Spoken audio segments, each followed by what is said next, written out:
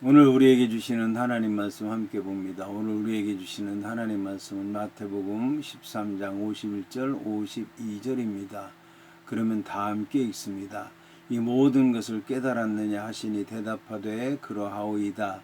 예수께서 이르시되 그러므로 천국의 제자된 서기관마다 마치 새 것과 옛 것을 그 곳간에서 내오는 집주인과 같으니라. 아멘. 오늘 말씀의 제목은 새 것과 옛 것의 비유입니다. 그러면 본문의 말씀을 통해 함께 은혜 나누도록 하겠습니다. 이에 본문의 말씀을 보면 이 모든 것을 깨달았느냐 하시니 대답하되 그러하오이다 라는 말씀으로 시작을 합니다.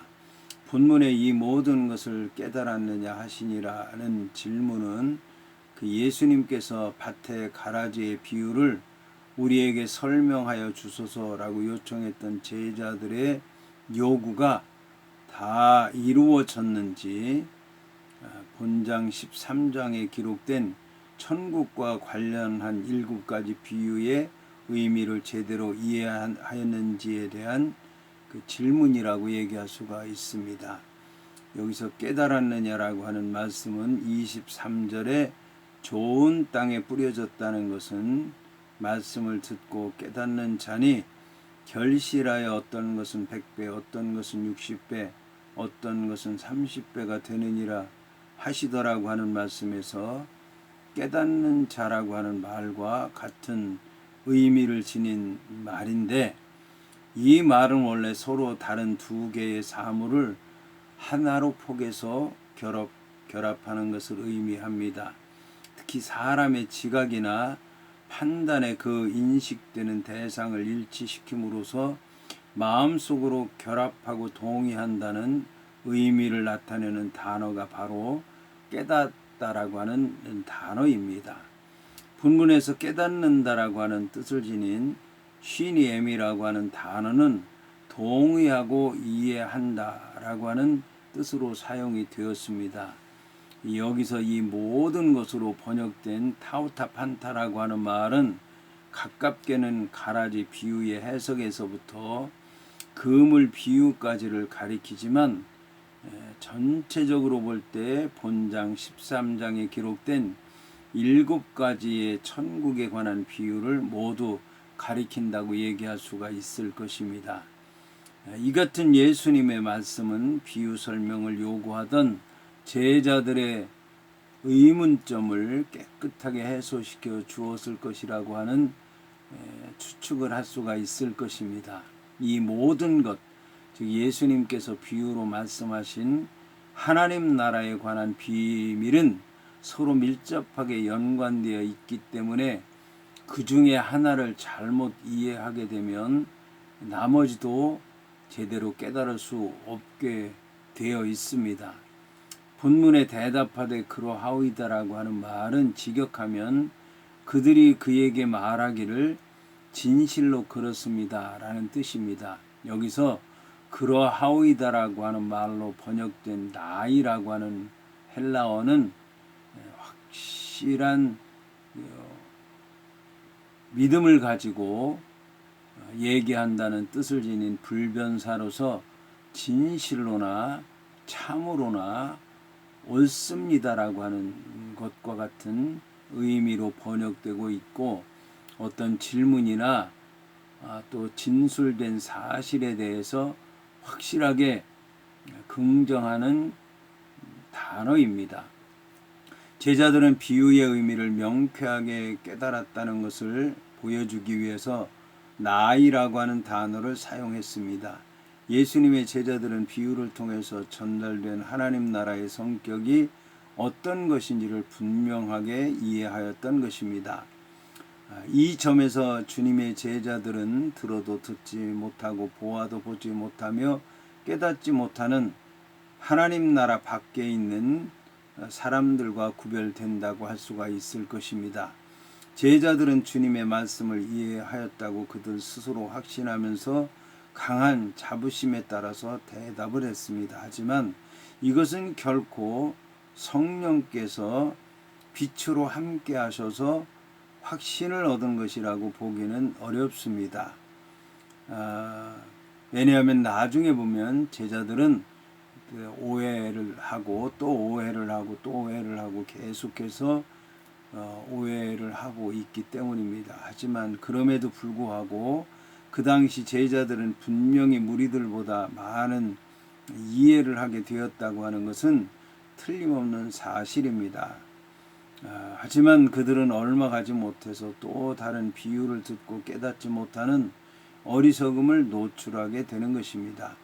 이것은 예수님의 제자들의 영적인 지각력이 언제나 계속되는 것은 아니라고 하는 것을 말씀하는 것입니다. 그럼에도 불구하고 주님의 제자들과 하나님 나라 밖에 있는 사람들과는 분명히 다른 점이 있습니다. 그것은 제자들은 순간 깨닫지 못할 경우 주님에게 설명을 요청해서 곧바로 깨닫지만 하나님 나라 밖에 있는 사람들은 들을 때도 깨닫지 못할 뿐만 아니라 그들의 마음이 시종일관 완악하게 닫혀 있기 때문에 주님께로부터 이해를 돕기 위한 설명도 요청하지 않는다는 것입니다. 그러므로 하나님 나라 밖에 있는 사람들은 언제나 진리를 깨닫지 못하는 상태로 살아갈 수밖에 없는 것입니다. 이어서 본문은 예수께서 이르시되 그러므로 천국의 제자된 서기관마다 마치 새 것과 옛 것을 그 곳간에서 내오는 집주인과 같으니라고 말씀하고 있습니다. 한편 본문의 천국의 제자된 서기관 이라는 말에 관한 해석은 다양합니다. 첫째, 천국의 제자된 서기관마다는 천국의 제자가 된 서기관이라고 말하는 사람이 있습니다. 둘째, 천국의 제자된 서기관마다는 기독교 공동체에 연합하게 된 유대인 서기관이라고 말하는 사람도 있습니다. 셋째, 천국의 제자된 서기관마다라고 하는 말은 교회 안에서 마치 유대 서기관들과 같은 역할을 하는 그리스도인 율법사를 가리킨다고 말하는 사람도 있습니다. 그러나 일반적으로 천국의 제자된 서기관이라고 하는 말은 예수님 당시의 서기관들의 역할에 다시 말해서 율법이나 성경에 대한 해석과 율법 교육은 물론하고 그 외에도 하늘나라에 대한 교훈을 깨닫고 그것을 가르칠 수 있어야 한다는 이제 조건이 한 가지 더 붙은 새로운 의미에서의 서기관을 가리킨다고 할 수가 있을 것입니다. 이 말은 결국 모세 율법의 제자된 유대 서기관과는 질적으로 다른 천국의 비밀을 깨닫고 그에 준해서 생활하는 예수 그리스도의 제자들을 가리킨다고 할 수 있을 것입니다. 그들은 예수님의 발 아래서 겸손히 배우고 소박한 마음으로 그 진리를 받아들이는 자들입니다. 이렇게 하나님 나라에 관한 이해를 겸비한 예수님의 말씀을 가르치는 랍비가 유대인들의 랍비나 서기관보다 더 탁월하고 이상적인 제자들의 모습이라고 할 수 있을 것입니다. 예수님은 본장 마태복음 13장의 7가지 천국 비유에 대한 모든 결론으로서 의미심장한 말씀을 하십니다. 본문의 예수님의 말씀은 결론적으로 말하자면 비유의 의미를 모두 깨달았다면 집주인이 자신의 곳간에서 새 것과 옛 것을 내어오는 것처럼 천국의 지식을 깨달은 제자들은 자신들의 마음 깊숙한 곳에 간직되어 있는 옛 진리와 새 진리들을 꺼내서 사람들에게 나누어 줄 수 있어야 한다는 교훈을 주고 있습니다. 그러므로 본문은 보다 정확하게 너희들이 비유의 의미를 확실히 깨달았기 때문이라는 뜻입니다. 이것은 거꾸로 얘기한다면 제자들이 만일 비유의 의미를 깨닫지 못했다면 자신들의 마음 깊숙한 곳에서 옛 진리와 새 진리를 꺼내서 사람들에게 전달해주는 천국의 제자된 서기관들이 되지 못한다는 것을 얘기하는 것입니다. 한편 본문의 서기관은 율법에 정통하며 율법의 해석을 배운 자로서 일반 유대인들에게 율법을 가르치는 자들이었습니다. 그런데 본문의 천국의 제자된 서기관이라고 하는 말은 비유의 의미를 깨달은 예수님의 제자들로서 당시의 서기관들이 율법에 정통한 것만큼 천국의 의미에 정통한 자들이라고 하는 것을 말씀하는 것입니다. 본문에 마치 새 것과 옛 것을 그 곳간에서 내어오는 집주인과 같으니라고 하는 말에서 마치 못과 같으니라는 말로 시작되는 본문의 구조도 본장 마태복음 13장에 나오는 구절들 24절이라든지 31절이라든지 33절, 44절, 45절, 47절의 구조와 같다고 할 수가 있습니다. 하지만 본문이 위에 나오는 모든 구절들과 다른 점은 위에 나오는 구절들은 천국이 마치 뭐뭐와 같다고 말씀함으로써 그 내용이 모두 천국을 다른 것에 비유했는데 본절은 천국의 제자된 서기관이 마치 뭐뭐와 같다라고 얘기함으로써 천국의 제자된 서기관으로 비유되는 제자들이 다른 것하고 비유가 되고 있다는 점입니다. 여기서 천국의 제자된 서기관이라고 하는 말은 새 것과 옛 것을 그 곳간에서 내오는 집주인과 같다고 비유가 되고 있습니다.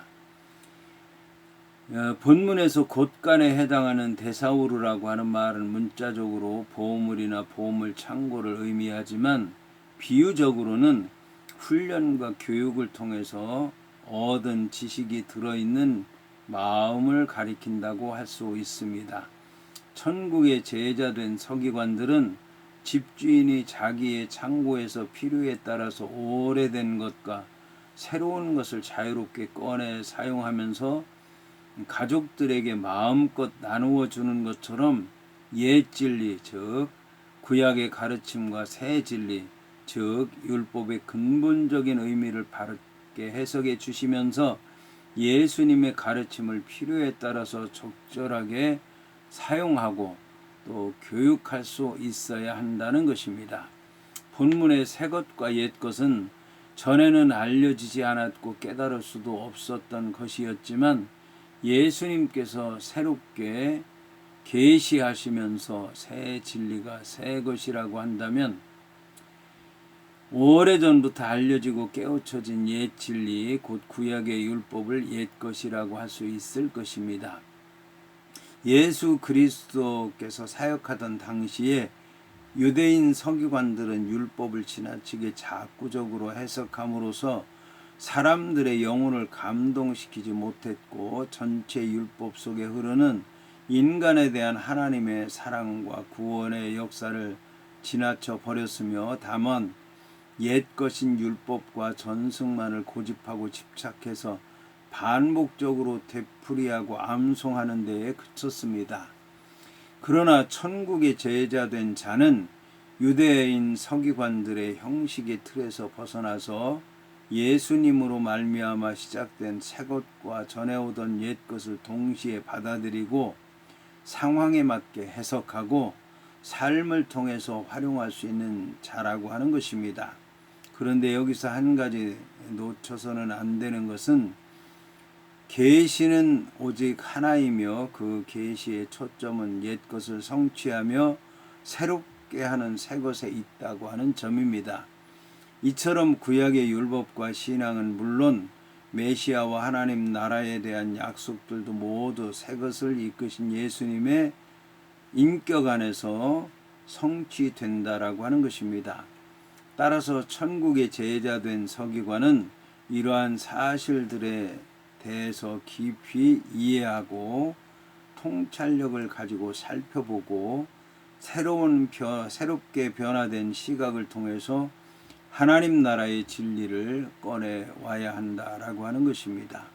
본문의 그 곳간에서 내어오는 집주인과 같으니라고 하는 말에서 곳간에 해당하는 데사우루스라고 하는 말은 주로 사람의 마음을 나타내는데 사용된 말입니다. 따라서 본문은 천국 제자가 된 서기관이 자신의 마음, 곧 자신의 자각과 인격과 그 존재 자체 안에서 그 무엇을 꺼내온다고 이해해야 할 것입니다. 특별히 본문의 곳간은 진리가 전달되고 보관되어 오는 곳으로서 구약과 신약을 모두 포함하는 하나님의 말씀과 구원 사건의 역사가 쌓인 마음의 창고라고 할 수 있습니다.